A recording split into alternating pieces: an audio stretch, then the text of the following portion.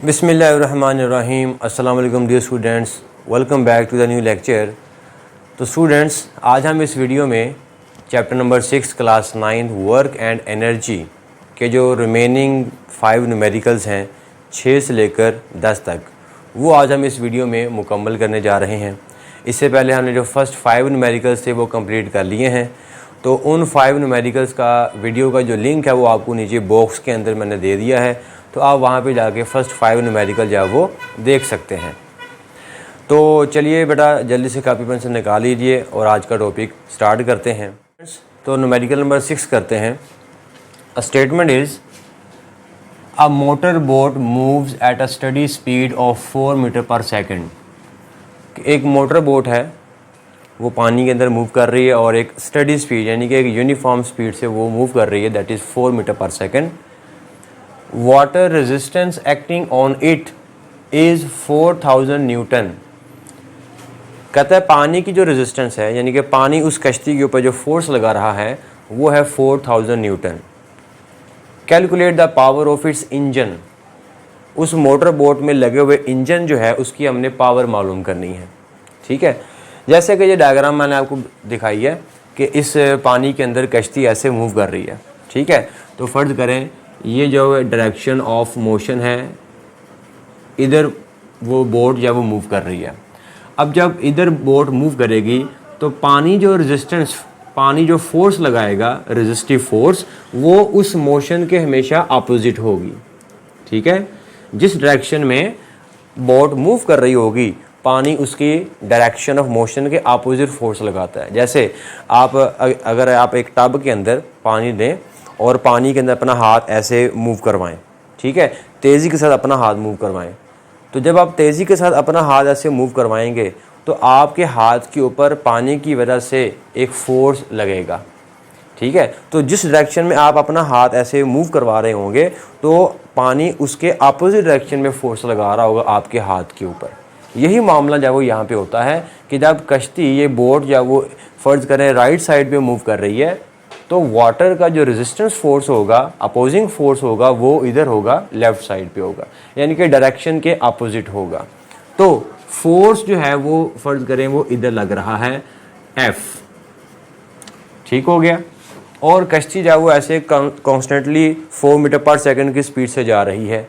तो अब जो इंजन है, इंजन जो है वो इस अपोजिंग फोर्स को ओवरकम कर रहा है और पावर लगा रहा है, और हमने उस इंजन की बेसिकली पावर ही मालूम करनी है कि वो कितनी फोर्स, कितनी पावर के साथ उस कश्ती को, उस बोट को क्या कर रहा है, मूव करवा रहा है 4 मीटर पर सेकेंड की स्पीड के साथ। तो अब हमें गिवन क्या क्या है। एक तो हमें उस मोटर बोट की स्पीड गिवन है, that is v is equals to 4 metre per second. ठीक है, और हमें क्या गिवन है, और हमें वाटर जो फोर्स लगा रहा है, opposing force, that is resistance force, वो है 4000 न्यूटन। ठीक हो गया। टू फाइंड, मालूम क्या करना है, टू फाइंड, मालूम करना है हमने बेटा power of the engine, power that is P हमने मालूम करनी है। अब जो फार्मूला हम इस्तेमाल करेंगे, पावर के 2 फार्मूले मैंने आपको लिखवाए हुए हैं। ठीक है, पावर के 2 फार्मूले हैं, 5वां भी है और 6ठा भी है। अब आपको सोचना कि हमने कौन सा फार्मूला इसके अंदर यूज़ करना है। तो फार्मूला में हमें एक v है और एक फोर्स है, इसका मतलब हम फार्मूला यूज़ करेंगे पावर का 6ठा फार्मूला जिसमें फोर्स और स्पीड आती है। ठीक है, तो ये वाला हम लगाएंगे फार्मूला। तो power is equals to force multiply by speed. Okay जी, तो सॉल्यूशन हम लिखते हैं। तो सॉल्यूशन में दोबारा ये लिखते हैं formula, P is equals to F multiply by V। तो फोर्स और वेलोसिटी यानी कि स्पीड आपको गिवन है, इसमें वैल्यूज पुट कर दें।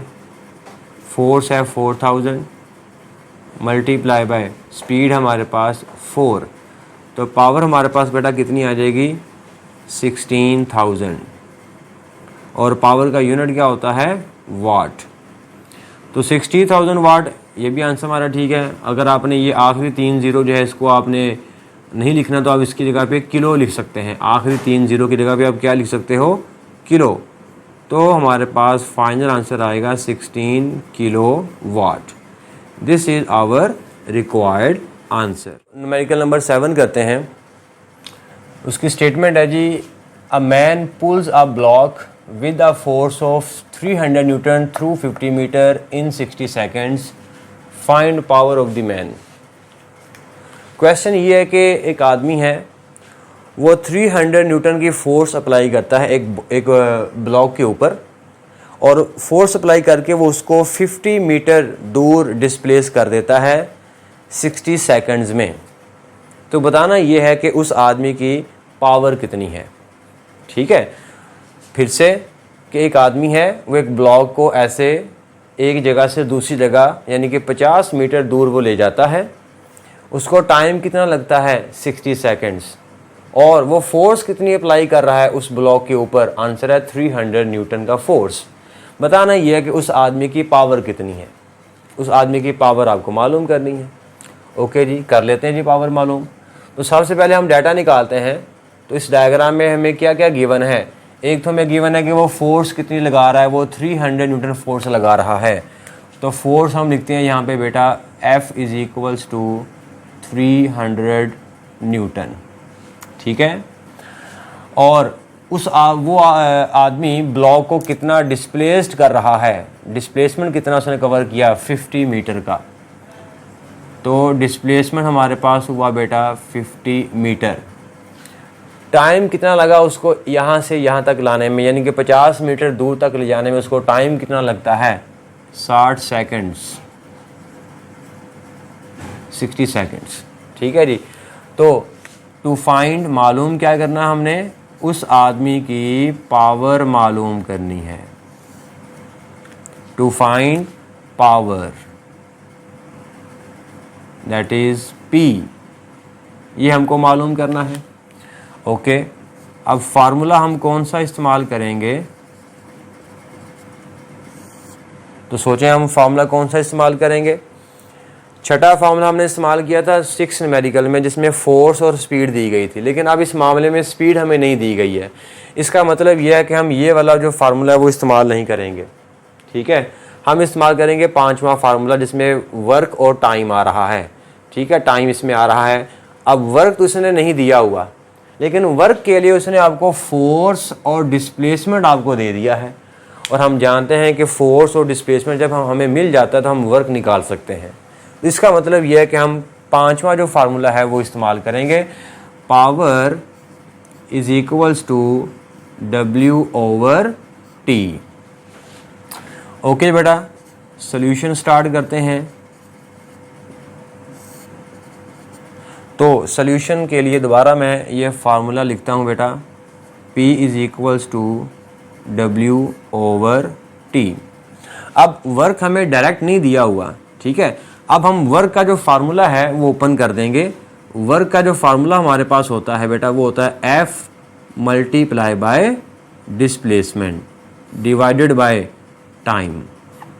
ठीक है जी, वर्क का फार्मूला हमारे पास होता है FS कोस थीटा। अब यहाँ पे मैंने कोस थीटा नहीं लिखा, ठीक है। अगर आपको एनिमेशन देख सकते हैं तो उसमें जिस डायरेक्शन में फोर्स अप्लाई की जा रही है उसी डायरेक्शन में डिस्प्लेसमेंट कवर हो रहा है। तो मैंने आपको बताया था कि जिस डायरेक्शन में फोर्स अप्लाई की जा रही हो और उसी डायरेक्शन में अगर डिस्प्लेसमेंट कवर हो रहा हो तो एंगल हमारे पास कितना होता है, 0 डिग्री। पहला न्यूमेरिकल, अगर आपको पहला न्यूमेरिकल याद हो, उसके अंदर भी हमने यही चीज़ देखी थी।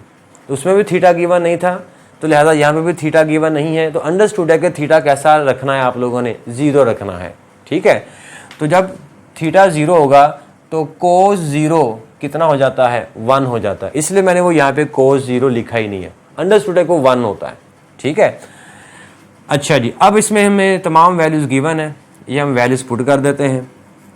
तो power is equals to force का जो फार्मूला वैल्यू है वो हमारे पास है 300 मल्टीप्लाई बाय डिस्प्लेसमेंट हमारे पास कितना बेटा 50 डिवाइडेड बाय टाइम कितना है 60। तो ये 0 0 से गया, ये 6 और ये 5 50 हो गया, तो ये कितनी आ गई हमारे पास पावर 250 वाट।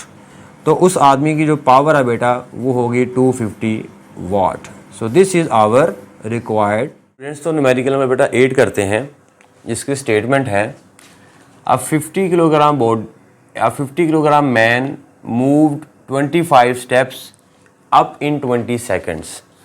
कि एक 50 किलोग्राम का आदमी है, वो 20 सेकंड में 25 सीढ़ियाँ 25 स्टेप जब वो ऊपर मूव कर जाता है, 20 सेकंड में वो यहाँ तक पहुँच जाता है।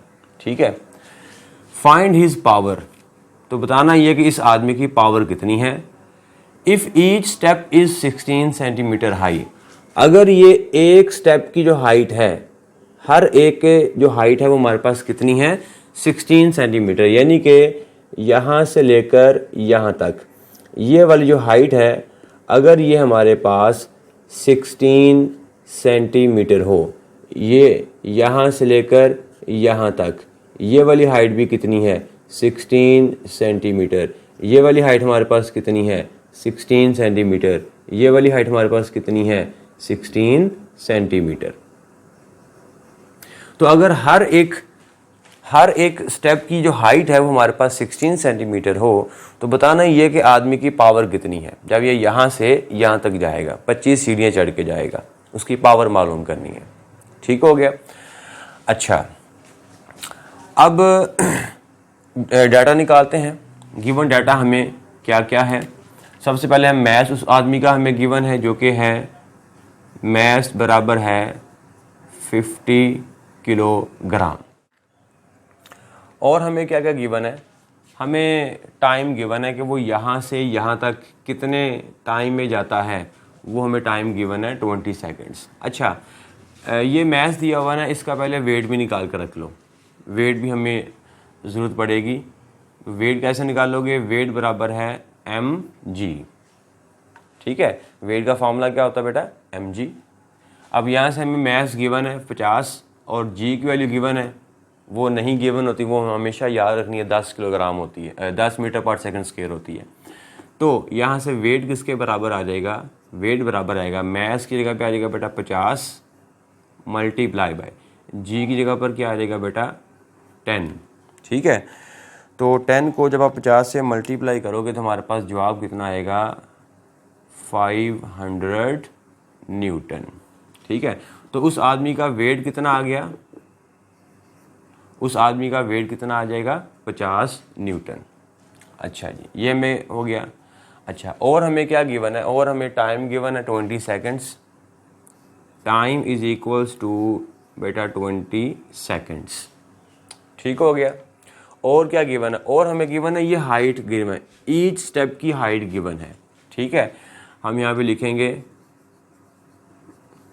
हाइट ऑफ ईच स्टेप, वो हमारे पास कितनी है 16 सेंटीमीटर। अब ये 16 सेंटीमीटर ना, इसको पहले मीटर में कन्वर्ट कर लो। ठीक है, तो height of each step is equals to, इसको आपने मीटर में कन्वर्ट किया तो ये कैसे बन जाएगा 16 मल्टीप्लाई बाय 10 की पावर -2 मीटर। ठीक है, सेंटी को आपने ख़त्म कर दिया तो हमारे पास वो डायरेक्ट किस में आ जाएगा, मीटर में आ जाएगा। तो ये वाली जो एक स्टेप की हाइट है, ठीक है, एक सीढ़ी की हाइट है, तो कितनी टोटल सीढ़ियाँ हैं, कितने स्टेप्स हैं 25 स्टेप्स हैं। तो अगर आपको एक सीढ़ी की एक स्टेप की हाइट का पता चल जाए तो आप 25 स्टेप्स की हाइट मालूम कर सकते हो। ठीक है ना, उसको आप 25 से मल्टीप्लाई कर दोगे। जैसे अगर आपको एक मार्कर की कीमत पता हो कि एक मार्कर जब वो 5 रुपये का है, तो अगर आपने 10 मार्कर निकालने हो तो कैसे निकालोगे, उसको आप मल्टीप्लाई कर दोगे 10 को 5 के साथ। इसी तरह अगर एक सीढ़ी की लंबाई आपको पता है, एक सीढ़ी की हाइट पता है वो 16 सेंटीमीटर है, तो 25 सीढ़ियों की हाइट कितनी हो जाएगी, उसको आप 25 से मल्टीप्लाई कर दोगे। ठीक है, तो वो हमारे पास क्या आ जाएगी, टोटल हाइट आ जाएगी। ठीक है ना, आदमी यहाँ से यहाँ तक जाता है, तो ये जो टोटल हाइट है ये कितनी मानी जाएगी, बताएं ज़रा सोचें।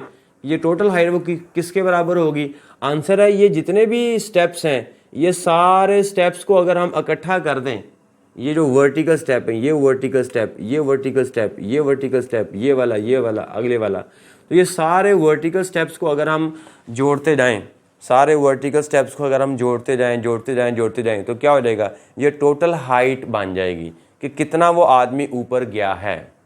ठीक है, तो अगर हम ये सारे स्टेप्स को जो कि वर्टिकल स्टेप्स हैं, अगर हम इसको इकट्ठा कर दें तो हमारे पास क्या आ जाएगा बेटा, ये टोटल हाइट आ जाएगी। ये टोटल हाइट h जो कि यहाँ से लेकर यहाँ तक होगी। तो यहाँ से लेकर यहाँ तक ये हमारे पास क्या आ गई बेटा, टोटल हाइट किसके बराबर होगी, टोटल हाइट बराबर होगी 25 मल्टीप्लाई बाय 16 इंटू 10 की पावर -2। हाँ जी, ये स्टेप क्लियर हुआ। ये 25 को मैंने क्यों मल्टीप्लाई किया, क्योंकि 25 सीढ़ियाँ थीं और एक सीढ़ी की लंबाई, एक स्टेप की लंबाई हमें पता है 16 सेंटीमीटर है। तो अगर हमने 25 की निकालनी हो तो हम 25 से मल्टीप्लाई कर देंगे। तो ये जो हमारे पास टोटल क्या आ जाएगी, ये टोटल हाइट आ जाएगी कौन सी वाली, कि आदमी वो यहाँ से यहाँ तक गया था, कितनी हाइट ऊपर गया था, इतनी हाइट ऊपर गया था। ये वो हाइट हमारे पास आ गई है। ठीक है, तो ये हाइट को हम मालूम करते हैं कि 25 मल्टीप्लाई बाय 16 मल्टीप्लाई बाय -2, तो ये हमारे पास आ जाएगा बेटा 4। 25 ज़रब 10 16 और 10 की पावर -2, ये इसको आप मल्टीप्लाई करोगे तो हमारे पास कितना जवाब आएगा बेटा, 4, और ये मीटर में आएगा। ठीक है, जो कि आप 16 जो सेंटीमीटर है उसको आप मीटर में कन्वर्ट कर चुके हो। तो आपने ये वाली जो वैल्यू है वो मैंने ये वाली रखी हुई है। तो 16 सेंटीमीटर को जब मैं 25 से मल्टीप्लाई करूँगा तो मेरे पास जवाब क्या आएगा, 4 मीटर आएगा। ठीक हो गया, यानी कि ये 4 मीटर क्या है, ये यहाँ से लेकर यहाँ तक ये वाली जो हाइट है ये 4 मीटर है। Is it clear? अच्छा लो जी, अब हमने मालूम करना है टू फाइंड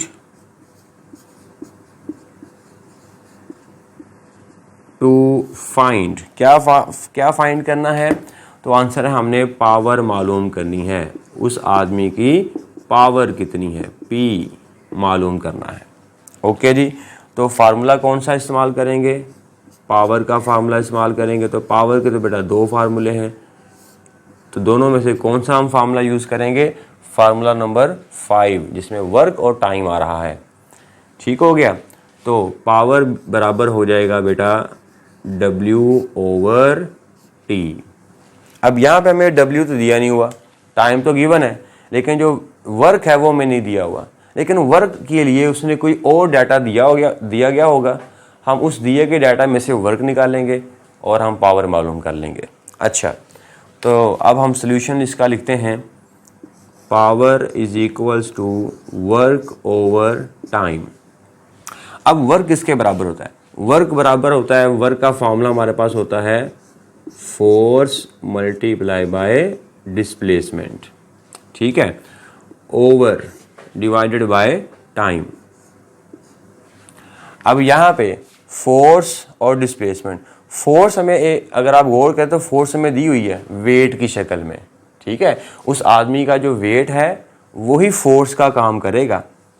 तो ठीक हो गया, यहाँ पे F की जगह पे मैं क्या लिख सकता हूँ, weight of the body, weight of the man. और डिस्प्लेसमेंट कितना है, ये S कितना है, S है ये वाला, यहाँ से लेकर यहाँ तक ये कितना ऊपर गया है, ये हाइट। ठीक है, तो S आपका किस में चेंज हो जाएगा, हाइट में, और फोर्स आपकी किस में चेंज हो जाएगी, उस बॉडी के वेट में। तो ये फार्मूला हमारे पास बेटा बन जाएगा, F बराबर है weight multiply by height divided by time. हाँ जी, यहाँ तक क्लियर हो गया कि F की जगह पे वेट आ गया, S की जगह पे हाइट आ गई और टाइम वैसे का वैसे रहा। अब आप इसमें वैल्यूज पुट कर सकते हैं और हमारा आंसर आ जाएगा। तो पावर बराबर होगी वेट कितना है उस बॉडी का, 500 मल्टीप्लाई बाय हाइट, ये कितना ऊपर गया था, ये हमने हाइट निकाली हुई अभी, 25 स्टेप की हाइट कितनी होती है, 4 मीटर। तो ये आ गया हमारे पास बेटा 4 डिवाइडेड बाय टाइम, उसको टाइम कितना लगा था यहाँ से लेकर यहाँ तक जाने के लिए, वो टाइम था हमारे पास 20 सेकंड्स। तो ये हमारे पास आ जाएगा 20 सेकंड्स। अब आप इसको सॉल्व करेंगे, ये 0 0 से कैंसिल हो गया, ये 2 2 4 हो गया, और ये हमारे पास आ गया 100। और पावर का यूनिट क्या होगा बेटा? Watt. So power of the man is 100 watt and this is our required answer. Friends, तो न्यूमेरिकल नंबर 9 करते हैं। न्यूमेरिकल नंबर 9 है जी, calculate the power of a pump. के किसी पंप की आपने पावर को कैलकुलेट करना है। Which can lift 200 kilogram of water. वो पंप क्या करता है? 200 किलोग्राम वाटर को लिफ्ट करवा सकता है through a height of 6 metre, 6 metre की बुलंदी तक, इन 10 सेकेंड्स, 10 सेकेंड्स में।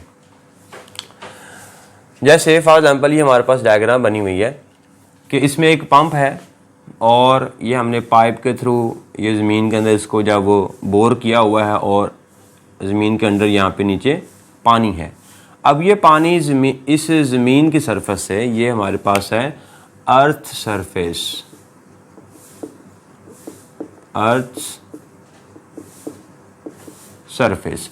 तो अर्थ सरफेस से ये पानी कितनी दूरी पर है, या यूं कहें कि पानी से पंप कितनी हाइट पर है, बात एक ही है। तो ये वाली जो हमारे पास हाइट है, यहाँ से लेकर यहाँ तक, इसको मैं बोल दूंगा h।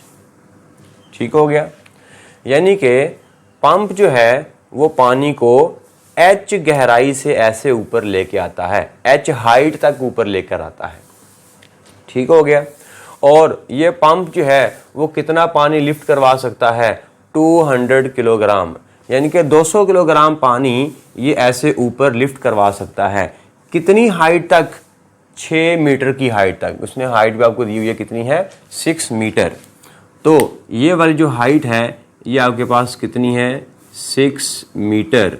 और 200 किलोग्राम पानी को 6 मीटर की बुलंदी तक ये ऐसे ऊपर लिफ्ट करवा सकता है। कितने टाइम में? वो टाइम भी आपको गिवन है, 10 सेकेंड्स। तो बताना ये है कि पंप की पावर कितनी है। ठीक है? पंप की हमारे पास क्या है? पावर कितनी है, वो आपको मालूम करनी है। अच्छा, तो अब हम डाटा निकालते हैं। हमें गिवन क्या क्या है? एक तो हमें गिवन है जी वो कितना पानी ऊपर लेके आता है। तो आंसर है वो 200 किलोग्राम पानी ऊपर लेकर आता है, यानी कि हमें उस पानी का मैस दिया हुआ है 200 किलोग्राम। ठीक है? वो यहाँ से 200 किलोग्राम वाटर अर्थ सरफेस पे लेके आता है। अच्छा, ये पानी कितनी हाइट पे आ रहा है? आंसर है 6 मीटर की बुलंदी पे आ रहा है। तो हाइट हमें गिवन है बेटा 6 मीटर।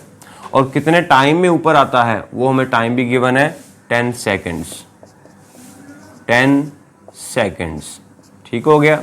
ये डायग्राम बनाना ज़रूरी नहीं है, जस्ट आपको समझाने के लिए बनाता हूँ। आप पेपर में नहीं बनाएंगे, ज़रूरी नहीं है, बना दे तो अच्छी बात होगी, लेकिन सिर्फ आपको समझाने के लिए बनाता हूँ। अच्छा, उसके बाद और हमें क्या क्या गिवन है? बस जी यही 3 चीज़ें मैं गिवन थी कि वो कितना पानी ऊपर लेकर आता है, कितनी हाइट तक ऊपर पानी लेकर आता है, और कितने टाइम में वो लेकर आता है। अब हमने मालूम करना है टू फाइंड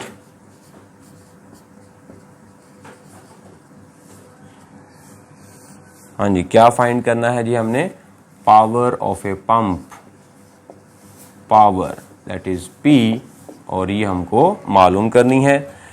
अब हम फार्मूला कौन सा इस्तेमाल करेंगे?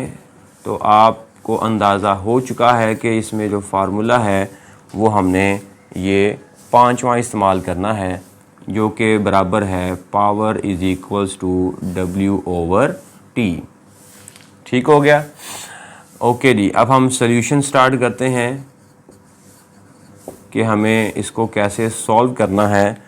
तो मैं पावर का दोबारा लिखता हूँ फार्मूला, जो कि पावर बराबर है वर्क ओवर टाइम। ठीक हो गया? तो ये हमारे पास वर्क है, ये हमारे पास टाइम है। टाइम तो हमें गिवन है जो कि 10 सेकंड उसको लगते हैं ऊपर ले जाने में। ठीक है? लेकिन हमें वर्क नहीं गिवन। तो वर्क के लिए हमें क्या करना पड़ेगा? तो वर्क के लिए अगर आप गौर से सोचें कि पंप जो है वो पानी को जब ऊपर लेकर आता है तो वो पानी के ऊपर वर्क करता है। ठीक है, और वर्क करके वो पानी को ज़मीन के सरफेस के ऊपर ले आता है। तो जब भी कोई बॉडी अपनी किसी पोजीशन से ऐसे किसी हाइट पर होगी तो उस बॉडी के पास कौन सी एनर्जी आ जाती है? पोटेंशियल एनर्जी आ जाती है। पोटेंशियल एनर्जी की डेफिनेशन क्या होती है? The energy possessed by a body due to its position. तो पानी की पोजीशन ये वाली है, तो पानी की पोजीशन असल ये वाली है, तो पानी अपनी पोजीशन से कहाँ तक चला गया? h हाइट तक ऊपर चला गया। इसका मतलब पानी के अंदर एनर्जी स्टोर हो चुकी होगी। ठीक है, पानी के अंदर क्या स्टोर हो चुका होगा? पोटेंशियल एनर्जी स्टोर हो चुकी होगी। वो कैसे उसके अंदर पोटेंशियल एनर्जी स्टोर हो चुकी होगी? आंसर है पंप ने उसके ऊपर वर्क किया है। पंप ने उसके ऊपर वर्क किया और वर्क करवा के उसको वो किसी हाइट पे ले आया, जिसकी वजह से उस पानी के पास पोटेंशियल एनर्जी स्टोर हो जाएगी। ठीक है, तो मतलब पंप ने उस पानी के ऊपर जो भी काम किया वो सारे का सारा काम किस में कन्वर्ट हो जाएगा? उस पानी की पोटेंशियल एनर्जी में कन्वर्ट हो जाएगा। इसलिए हम यहाँ पे लिख सकते हैं कि जो वर्क है बेसिकली जो कि पंप काम कर रहा है, वर्क डन ऑन वाटर, वो बेसिकली किसके बराबर हो जाएगा? पोटेंशियल एनर्जी के ही बराबर हो जाएगा। Is it clear? जो भी काम होगा वो क्या हो जाएगा? पोटेंशियल एनर्जी के बराबर हो जाएगा। जैसे यहाँ पर एक सरफेस के ऊपर ईंट पड़ी हुई है, मैं इस ईंट को यहाँ से उठाता हूँ और इसको मैं किसी हाइट पे यहाँ तक इसको ले जाता हूँ। ठीक है, h हाइट तक मैं इसको ले गया, तो मैंने कितना वर्क किया होगा? तो वो मैंने जितना भी वर्क किया होगा वो सारे का सारा वर्क उस बॉडी में, उस ईंट में पोटेंशियल एनर्जी की फॉर्म में स्टोर हो चुका होगा। तो मैं जस्ट इस हाइट पे पोटेंशियल एनर्जी फाइंड कर लूंगा और वो जो पोटेंशियल एनर्जी आएगी वो बेसिकली मेरा वर्क ही होगा। ठीक है, यही सिलसिला वो यहाँ पे है कि पंप जो भी इसके ऊपर काम कर रहा है, इसको हाइट तक लेके आ रहा है, वो सारे का सारा वर्क उस बॉडी, उस पानी में किस एनर्जी की फॉर्म में स्टोर हो रहा होता है? पोटेंशियल एनर्जी की फॉर्म में। इसलिए मैं इस वर्क की जगह पे क्या लिख सकता हूं? Potential energy. Potential energy divided by time. ठीक है, ये वर्क पोटेंशियल एनर्जी में कन्वर्ट हो जाता है। ओके, अब पोटेंशियल एनर्जी का फार्मूला हम जानते हैं कि वो क्या होता है। वो होता है बेटा mgh divided by time. Okay, अब इसमें हम वैल्यूज पुट करते हैं। मैस, ये मैस किसका है?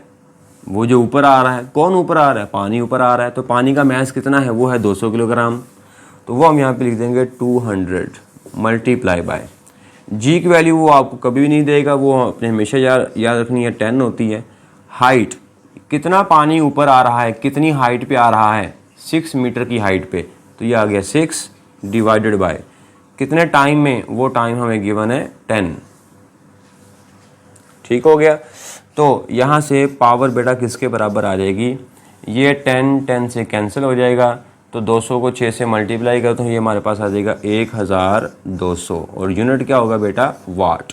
सो this is our required. Students, तो लास्ट न्यूमेरिकल नंबर 10 करते हैं, जिसकी स्टेटमेंट है an electric motor of 1 horse power is used to run water pump. कि हमारे पास एक मोटर है जिसकी पावर आपको दी हुई है 1 हॉर्स पावर, उसको वाटर रन करने के लिए उसको यूज़ किया जा रहा है। The water pump takes 10 minutes to fill an overhead tank. वो जो पंप है वो छत के ऊपर हमने एक टैंक को रखा हुआ है और वो उस टैंक को 10 मिनट के अंदर वो फिल कर देता है पानी से। The tank has a capacity of 800 litres and height of 15 metre. Find the actual work done by the electric motor to fill the tank. Also find the efficiency of this system. अब question ये है जी कि हमारे पास छत के ऊपर एक tank पड़ा हुआ है, ठीक है, और एक अदद हमारे पास पंप है। उस पंप की आपको पावर दी हुई है 1 हॉर्स पावर। अब वो पंप क्या करता है? वो छत के ऊपर पड़े हुए टैंक को 10 मिनट के अंदर फिल कर देता है और उस टैंक की हाइट आपको दी हुई है 15 मीटर। ठीक है, तो बताना ये है कि कितना वर्क हो रहा है, यानी कि पंप जो है वो कितना एक्चुअल वर्क कर रहा है, पानी को उठा के टैंक में डालता है, उसको भरता है, तो पंप जो है वो टोटल कितना वर्क कर रहा है, एक्चुअल वर्क पंप कर रहा है वो कितना कर रहा है वो मालूम करना है। दूसरा, इस पूरे सिस्टम की हमने एफिशिएंसी मालूम करनी है। बेसिकली एफिशिएंसी उस पंप की ही पूछी जा रही है कि वो पंप कितना एफिशिएंट है, उसकी एफिशिएंसी कितनी है। तो दो चीज़ें हमने मालूम करनी है। तो पहले हम डाटा लिखते हैं बेटा कि क्या है। इस डायग्राम को बड़े गौर से आपने समझना है। पहले मैं डाटा फाइंड करता हूँ, फिर मैं दोबारा इसकी तरफ आता हूँ। तो पावर ऑफ ए पंप आपको दी हुई है 1 हॉर्स पावर। अब 1 हॉर्स पावर बराबर होती है 746 वाट के बराबर, 746। ये आपको याद रखना पड़ेगा कि 1 हॉर्स पावर में कितने वाट्स होते हैं, 746 वाट होते हैं। ये MCQs के अंदर भी पेपर में कई बार आ चुका है कि 1 हॉर्स पावर किसके बराबर होता है। तो आंसर है 746 वाट के बराबर होता है, ये आपने याद रखना है। उसके बाद टाइम लगता है पंप को टैंक भरने में 10 मिनट्स। इसको मैंने सेकंड्स में कन्वर्ट कर लिया, तो 10 को मैंने 60 से मल्टीप्लाई किया तो हमारे पास 600 सेकंड्स आ जाएंगे। और उसके बाद उस टैंक की हाइट हमें दी हुई है 15 मीटर का, वो हाइट है उसकी, ठीक है, टैंक की हाइट 15 मीटर है। उसके बाद वो टैंक जो है वो कितना पानी अपने अंदर स्टोर कर सकता है, उसकी कैपेसिटी कितनी है, वो है 800 लीटर्स। उस टैंक के अंदर कितना पानी आ सकता है, 800 लीटर पानी आ सकता है। तो अगर 800 लीटर पानी आ सकता है तो पानी का मैस कितना उसके अंदर आएगा। तो ये याद रखिएगा कि 1 लीटर जो होता है वो बेसिकली 1 किलोग्राम के बराबर होता है। ये हमें स्टेटमेंट के अंदर गिवन भी है, ठीक है। तो अगर 1 लीटर में 1 किलोग्राम होते हैं तो 800 लीटर में कितने किलोग्राम होंगे, फिर 800 किलोग्राम होंगे, ठीक है। अगर 1 लीटर 1 किलोग्राम के बराबर है तो 800 लीटर 800 किलोग्राम के बराबर होगा। तो बेसिकली ये इसने आपको एक तरह का मैस ही दिया हुआ है। तो हम यहाँ पे लिखेंगे mass of water is equals to 800 kilogram. ये कैसे आया है ये आप उसको साथ बताएंगे, ये यहाँ पे, बल्कि आप यहाँ पे मेंशन कर दें कि therefore 1 litre is equals to 1 kilogram. So this implies that 800 liter is equals to 800 kilogram. ठीक हो गया। ये चीज़ आप उसको न्यूमेरिकल के अंदर ही बता देंगे। अच्छा, तो ये आ गया जी mass of the water.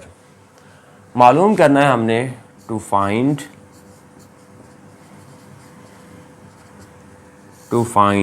Actual work done of the pump. Actual work done कितना हो रहा है, यानी कि टोटल वर्क डन कितना हो रहा है, यानी कि टोटल एनर्जी कितनी खर्च हो रही है, टोटल एनर्जी कितनी लगा रहा है वो पंप, ये मालूम करना है वर्क की शक्ल में। वर्क मैं बोल दूं वर्क, ठीक है। वर्क डन आपको मालूम करना है। याद रहे कि ये वर्क से क्या मुराद है, ये वर्क से मुराद है कि टोटल कितना वर्क हो रहा है। पंप जो है वो पानी को ज़मीन से उठाता है और टैंक तक ले जाता है, तो वो कितना टोटल वर्क कर रहा है, टोटल एनर्जी वो कितनी लगा रहा है। तो ये आपकी बेसिकली टोटल एनर्जी ही है, ठीक है। तो मैं इसको बेसिकली ब्रैकेट के अंदर इसको मैं ऐसे भी लिख देता हूँ। ये हमारे पास है टोटल एनर्जी, और यही टोटल एनर्जी जो है इसको मैं बाद में कह दूंगा इनपुट। वो हम आगे देखेंगे मैं क्यों बोलूँगा इसको मैं इनपुट।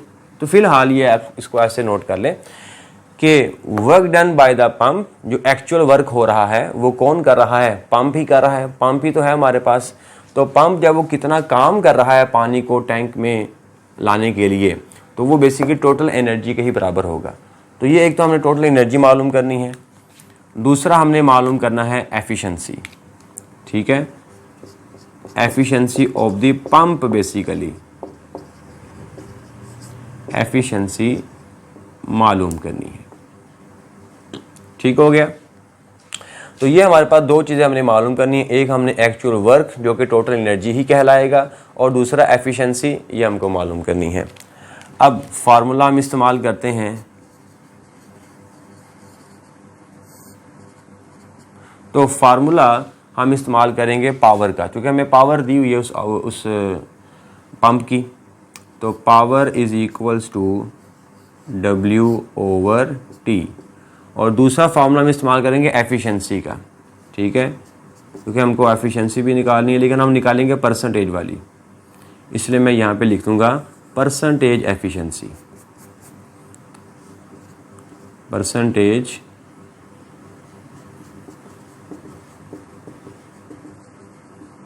एफिशिएंसी ये हमको बराबर होती है आउटपुट एनर्जी, या आउटपुट वर्क कह सकते हैं या आउटपुट एनर्जी कह दें, divided by total energy. Output energy over total energy, या टोटल की जगह पे आप इनपुट भी लिख सकते हो, सेम है, एक ही बात है, ठीक है। तो आउटपुट ओवर इनपुट या आउटपुट ओवर टोटल एनर्जी, ये हमको मालूम करनी है। आप चूँकि परसेंटेज में निकाल रहे हैं इसलिए मल्टीप्लाई करना पड़ेगा 100 के साथ भी। ओके, तो ये दो हमने लगाने हैं फार्मूले, यहाँ तक क्लियर हो गया। अब निकालते हैं, पहले वर्क निकालते हैं, total work energy, total energy कितनी लग रही है वो हम यहाँ से निकालेंगे वर्क वाले फार्मूले से, पावर वाले फार्मूले से। तो पावर बराबर होती है वर्क ओवर टाइम। अब ये जो वर्क है ये है वो वर्क है जो पंप जो है वो लगा रहा है, पंप वर्क कर रहा है, पानी को ऐसे ज़मीन से उठा के टैंक तक लेके आ रहा है, ये वो काम कर रहा है उस पानी के ऊपर, याद रखिएगा, ये उस पानी के ऊपर वो काम कर रहा है, अपनी एनर्जी खर्च कर रहा है, अपनी एनर्जी लगा रहा है, अपनी पावर लगा रहा है। तो ये जो पावर लगा रहा है ये उसकी इनपुट पावर कहलाएगी, ये उसकी टोटल पावर कहलाएगी कि वो ज़मीन से पानी को उठाता है और वो ऐसे हाइट तक ले जाता है, उस टैंक तक ले जाता है, ये उसकी टोटल वर्क कहलाएगा, टोटल एनर्जी कहलाएगी, ठीक है। तो टोटल एनर्जी को हम यहाँ से, यानी कि टोटल वर्क को हम यहाँ से मालूम करेंगे। तो this formula can be written as work is equals to, work को एक तरफ कर दो, इसको उठा के इधर ले आओ, तो ये टाइम इधर क्या हो जाएगा, मल्टीप्लाई हो जाएगा। तो पावर मल्टीप्लाई बाय टाइम, ठीक हो गया। तो अब पावर हमें दी हुई है वो है 746 वाट, और टाइम हमें दिया हुआ है 10 मिनट लगते हैं उसको भरने में, 600 सेकंड्स, ठीक है। तो वर्क बराबर आ जाएगा हमारे पास पावर 746 मल्टीप्लाई बाय 600, ठीक है जी। इसको हम मल्टीप्लाई करेंगे और जवाब आएगा 447600। अब चूँकि हमने वर्क निकाला है और वर्क का यूनिट क्या होगा हमारे पास, जूल्स, ठीक हो गया। वर्क बोल दो या इसको इनपुट एनर्जी बोल दो, बात एक ही है, क्योंकि ये वो एनर्जी हमारे पास आई है, ये वो वर्क आया है जो पंप उसके ऊपर लगा रहा है, जो पंप पानी के ऊपर वर्क कर रहा है, और वर्क करके वो किसको, उसको टैंक के अंदर भरता है, ये वो उसका इनपुट कहलाएगा, ये बात याद रखिएगा। ये हमारे पास जो वर्क आ गया है ये एज अ इनपुट है, इनपुट बोल दो या total energy is equals to 44766 joules. एक तो चीज़ हमको ये मालूम करनी थी कि वो टोटल उसका जो एक्चुअल वर्क है वो कितना हो रहा है, वो इतना वर्क हो रहा है। अब हमने मालूम करनी है एफिशिएंसी। अब एफिशिएंसी के लिए आपको दो चीज़ें चाहिए, एक तो आपको चाहिए आउटपुट एनर्जी और दूसरा चाहिए आपको इनपुट एनर्जी, यानी कि टोटल एनर्जी। तो जो टोटल एनर्जी है वो हम निकाल चुके हैं, ये देखें, ये टोटल एनर्जी ही हमारे पास आ गई है, या इनपुट वर्क हमारे पास आ गया है, ठीक है, वो है 447600 जूल्स। अब रह गई हमारे पास आउटपुट, आउटपुट हमें नहीं दी गई है। अब हम आउटपुट मालूम करेंगे, तो आउटपुट जब हमारे पास आ जाएगी फिर हम इसी फॉर्मूले में पुट कर देंगे वैल्यू, तो हमारे पास एफिशिएंसी आ जाएगी। अब आउटपुट से क्या मुराद होगा, अब जरा इसको देखें, आउटपुट क्या होगी, पंप क्या कर रहा है, वर्क कर रहा है, किसके ऊपर, पानी के ऊपर। जब पंप जब वो वर्क कर रहा है और वो इसको इस टैंक के अंदर क्या करवा रहा है, स्टोर करवा रहा है, तो पंप जो है जो जितना भी वर्क कर रहा है वो सारे का सारा उस टैंक के अंदर स्टोर हो रहा है, यानी कि पानी उसके अंदर स्टोर हो रहा है। और जब पानी उसके अंदर स्टोर होगा तो स्टोर शुदा पानी के पास कौन सी एनर्जी होती है, पोटेंशियल एनर्जी होती है, ठीक है। जब भी हम पानी को छत पे रखे हुए टैंक को छत में रखे हुए जो टैंक है उसके अंदर पानी को हम भर देते हैं, तो बेसिकली उस टैंक के पास कौन सी एनर्जी होती है? पोटेंशियल एनर्जी होती है। वो पोटेंशियल एनर्जी कैसे आई? तो आंसर है उस पंप ने काम किया, उस पंप ने इनपुट लगाई और इनपुट लगाकर उसने उसको वहां पे स्टोर करवा दिया। मतलब पोटेंशियल एनर्जी की फॉर्म में पंप ने उस टैंक के अंदर पानी को स्टोर करवा दिया। तो उस स्टोर शुदा पानी में जो एनर्जी होगी वो पोटेंशियल एनर्जी कहलाएगी और वो आउटपुट होगी कि पंप ने जो काम किया वो काम कहाँ पे चला गया, किस शक्ल में कन्वर्ट हो गया? पोटेंशियल एनर्जी की शक्ल में कन्वर्ट हो गया। तो वो जो एनर्जी उस टैंक के अंदर स्टोर हो चुकी होगी, ठीक है, with the help of pump, वो एनर्जी कहलाएगी आउटपुट एनर्जी या आउटपुट वर्क डन। ठीक है, इनिशियल वर्क डन उसने किया था, ये वाला, ये उसका टोटल वर्क था, उसने कितना वर्क किया, ये वर्क करवा के उसने उस पंप उस टैंक के अंदर एनर्जी पानी को स्टोर करवा दिया। ठीक हो गया। तो पानी के पास जो एनर्जी होगी वो पोटेंशियल एनर्जी कहलाएगी और वो जो पोटेंशियल एनर्जी टैंक के अंदर स्टोर हो चुकी होगी वो आउटपुट की शक्ल में होगी, वो आउटपुट होगी कि पंप ने कितना आउटपुट किया है। वो पता चलेगा इस टैंक से कि इस टैंक ने कितनी एनर्जी स्टोर कर ली है, पानी जो उसके अंदर स्टोर है, तो वो निकालेंगे हम आउटपुट एनर्जी। तो आउटपुट बेसिकली किसके बराबर हो जाएगी? पोटेंशियल एनर्जी के बराबर हो जाएगी। पोटेंशियल एनर्जी, ठीक है। पंप ने जो भी काम किया है वो सारे के सारा उस टैंक के अंदर पोटेंशियल एनर्जी की फॉर्म में स्टोर हो जाएगा और यही हमारा आउटपुट कहलाएगा। तो आउटपुट बराबर है पोटेंशियल एनर्जी। तो पोटेंशियल एनर्जी का जो फार्मूला होता है वो हम जानते हैं, output is equals to mgh।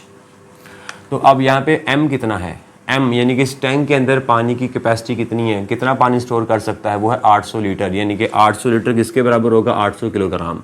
तो मैस की जगह पे आ गया 800, g की जगह पे आ गया 10, हाइट की जगह पे, हाइट ऑफ द टैंक वो है हमारे पास 15 मीटर। इन सब को मल्टीप्लाई करेंगे तो हमारे पास जो जवाब आएगा उसको हम यहाँ पे कैलकुलेट करते हैं। 800 मल्टीप्लाई बाय 10 मल्टीप्लाई बाय 15, तो ये हमारे पास जवाब आएगा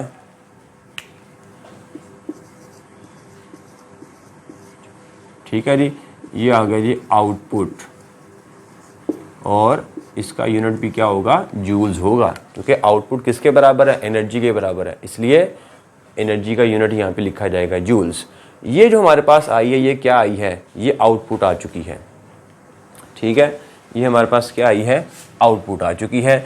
तो इनपुट हमारे पास ये वाली थी, ये थोड़ा सा मिट गया है, सॉरी, 7 6, ये हमारे पास इनपुट है और ये हमारे पास आउटपुट है। देखें, इनपुट हमेशा आउटपुट से ज़्यादा होती है। ठीक है, अगर आपका ये वाला जवाब आउटपुट का इससे ज़्यादा बन रहा होगा तो आपका सवाल गलत है। ठीक है, इनपुट हमेशा आउटपुट से ज़्यादा होती है या आउटपुट हमेशा इनपुट से कम होती है। ठीक हो गया। लो जी, अब लगाते हैं एफिशिएंसी का फार्मूला। और फार्मूला हमारे पास क्या होता है? फार्मूला हमारे पास होता है परसेंटेज एफिशिएंसी बराबर है output over input multiply by 100। लो जी, इसमें हम वैल्यूज पुट करोगे तो एफिशिएंसी बराबर होगी, आउटपुट की जगह पे कौन आएगा? ये वाली वैल्यू आएगी, डिवाइडेड बाय इनपुट की जगह पे कौन आएगा? ये वाली वैल्यू आएगी और मल्टीप्लाई बाय 100। लो जी, इसको आप ये कैंसिल करोगे, इसको आप सोल्व करोगे तो हमारे पास आंसर आएगा 26%। So this is our required answer. ठीक हो गया। तो एक हमें एफिशिएंसी मालूम करनी थी, दूसरा हमें इनपुट मालूम करना था, तो ये दोनों हमारे आंसर हैं। लो जी, इस चैप्टर के न्यूमेरिकल्स बेटा ख़त्म हो गए हैं। अब मैं आपको इम्पोर्टेंट न्यूमेरिकल बताता हूँ और वो न्यूमेरिकल जो शॉर्ट क्वेश्चन में आपको आ सकते हैं या एमसीक्यूज़ के अंदर आप आ सकते हैं, वो भी नोट कर लें। तो अब जैसा कि इसमें जो पहला जो न्यूमेरिकल है, दूसरा न्यूमेरिकल है, तीसरा न्यूमेरिकल है और चौथा। पहले 4 न्यूमेरिकल जो हैं ये आपको लॉन्ग के तौर पर नहीं आएंगे, ये शार्ट क्वेश्चन के तौर पर आएंगे। ठीक है, ये बात याद रखिएगा। पहले 4 न्यूमेरिकल जो हैं ये आपको शॉर्ट क्वेश्चन में या एमसीक्यूज़ के अंदर पूछे जा सकते हैं। और उसके बाद आपका जो इम्पोर्टेंट न्यूमेरिकल है वो आपका छठा, सातवां, आठवां और नौवां। 6, 7, 8, 9 ये ज़्यादा इम्पोर्टेंट हैं। इनमें से ही आपके लॉन्ग क्वेश्चन बनेंगे। ठीक है, लॉन्ग क्वेश्चन के तौर पर छठा न्यूमेरिकल, सातवां न्यूमेरिकल, आठवां न्यूमेरिकल और नौवां न्यूमेरिकल। और इन चारों में से भी जो ज़्यादातर इम्पोर्टेंट, जो ज़्यादा बार रिपीट हो चुका है वो है न्यूमेरिकल आपका सातवां और नौवां। सातवां और नौवां आपका न्यूमेरिकल ज़्यादा बार रिपीट हो चुका है। ठीक हो गया। और साथ साथ इसकी जो एग्ज़ाम्पल्स हैं, इस चैप्टर की जो एग्ज़ाम्पल्स हैं वो भी आपने लाजमी करनी है, क्योंकि एग्ज़ाम्पल्स भी पेपर में आती हैं। ठीक है जी, ओके जी। तो तब तक के लिए अब नेक्स्ट लेक्चर तक मुझे इजाज़त दें। अल्लाह हाफिज़।